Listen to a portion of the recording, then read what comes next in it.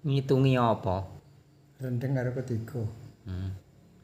Terus sidane rendeng apa ketiga saiki? Saiki mestinya ketiga. Lho, mengke jarine arep rendeng kok malih Rendeng sing ketiga. arep rendeng wae. Arep rendeng apa arep ketiga? Arep rendeng wae. Sik Ya jal hitungan. Nah,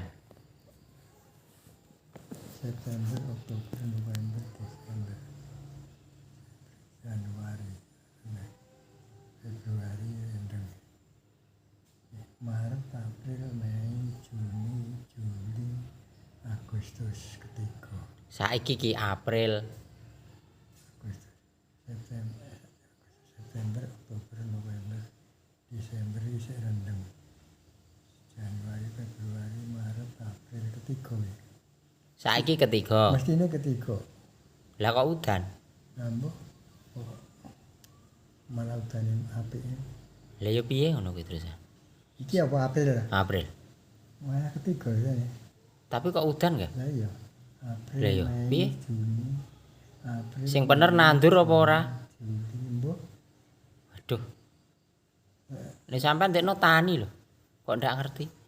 Tani aku nandur mesti udan, ora udan ora. Oh. Ini ya rendeng ora udan ya ora nandur. Ngene iki rendeng apa ketiga berarti? Januari, Februari, Maret, April. April iki. April lagi April, Mei, Juni, Juli, Agustus, September, Oktober, November, Desember, rendeng.